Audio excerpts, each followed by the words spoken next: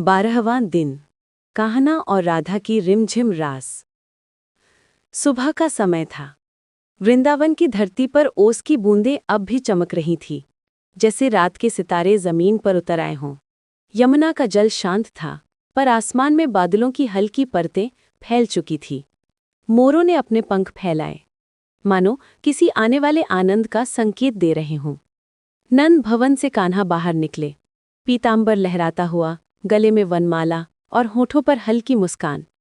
उन्होंने बांसुरी उठाई, पर इस बार स्वर कुछ भिन्न था, जैसे किसी प्रतीक्षा का संगीत। आज कुछ अलग है सखा, कान्हा सुदामा ने कहा। कृष्ण मुस्कुराए। हाँ सखा, आज राधा रानी की प्रतीक्षा है। पहली वर्षा की बूंदें उनके संग आएंगी। अचानक बादलों की गड़गड़ाहट हुई और वृंदावन पर हल्की रिमझिम बरसात उतर आई।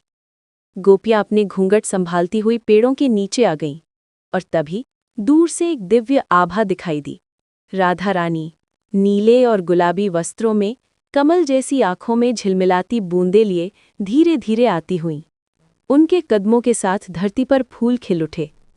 कृष्ण ने बांसुरी होठों से लगाई।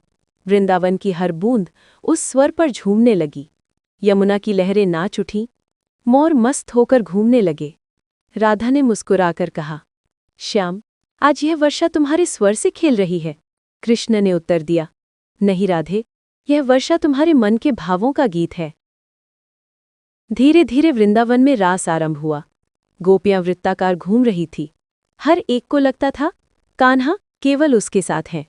यह वही दिव्य लीला थी जहां प्रेम और भक्ति एक हो गए थे। वर्षा की हर बूंद ताल की तरह गिर रही थी। बांसुरी के हर स्वर से हवा में रंग घुल रहा था। पेड़ों से झड़ते फूल मानो आसमान से आशीर्वाद बनकर बरस रहे थे। राधा और कृष्ण केंद्र में थे। राधा की आंखों में लज्जा, पर हृदय में पूर्ण समर्पण। कृष्ण की बांसुरी का स्वर धीरे धीरे मध्यम हुआ, और उस मौन में भी प्रेम का संगीत बजता रहा। जब वर्षा थमी, वृंदावन में इंद्रधनुष छा गया। कृष्ण ने आकाश की ओर देखा और बोले, यह रास केवल नृत्य नहीं, यह आत्मा और परमात्मा का मिलन है। राधा ने मुस्कुराते हुए उत्तर दिया, और यह वर्षा उस मिलन की साक्षी। सारे वृंदावनवासी श्रद्धा से झुक गए। उस दिन से जब भी वृंदावन में पहली वर्षा होती, लोग कहते, आज कान्हा और राधा फिर रास रच रहे हैं। अंतिम दृश्य। सांझ ढल रही थी। कृष्ण यमुना किनारे बैठे थे, बांसुरी गोद में रखी, और राधा उनके पास। दोनों की आंखों में वही निश्चल प्रेम, वही मौन जो संगीत से भी गहरा था।